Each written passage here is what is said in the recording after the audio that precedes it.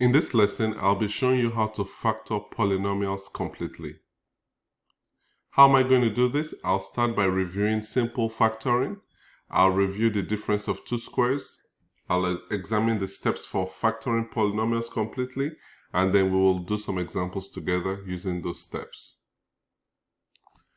So factoring involves expressing a trinomial or a polynomial as a product of its factors. For example, we have here x squared minus 3x minus 4. We're saying here that if you multiply x minus 4 and x plus 1, you get to x squared minus 3x minus 4. So this is a knowledge you need to have before you go into this topic. The difference of two squares, we have a squared minus b squared. This is going to be a plus b multiplied by a minus b. So what we're saying here indirectly is that if you multiply a plus b and a minus b, your result will be a squared minus b squared. So now when you want to factor polynomials completely, the first thing you want to do is to see if you can actually factor the original polynomial. And when you find that out, the next thing you want to do is any of the factors that you derived from the first step, can those also be factored any further?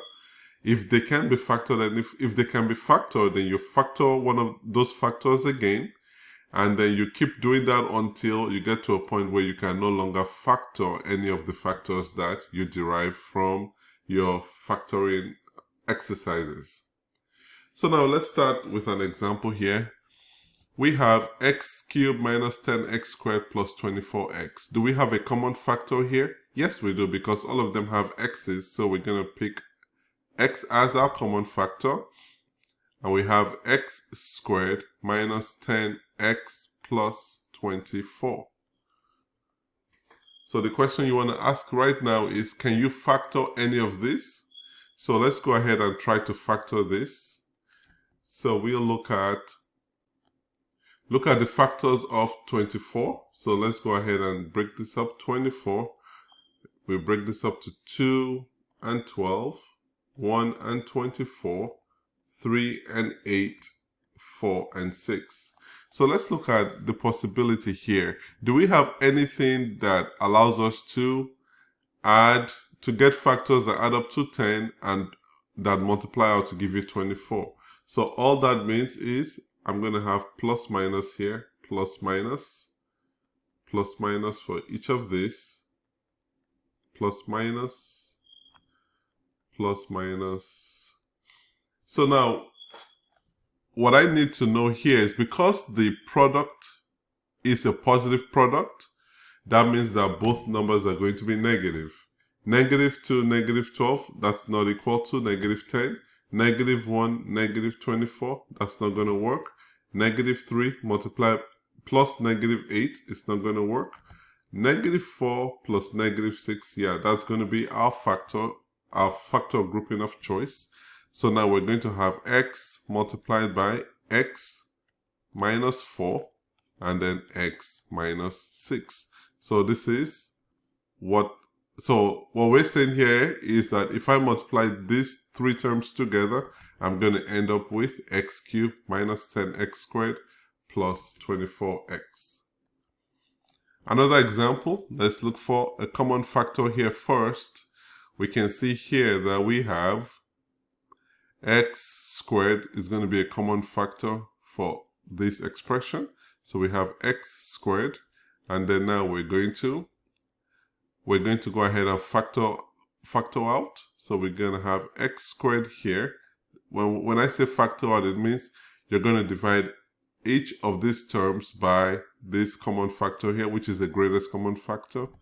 This is plus 6x minus 27.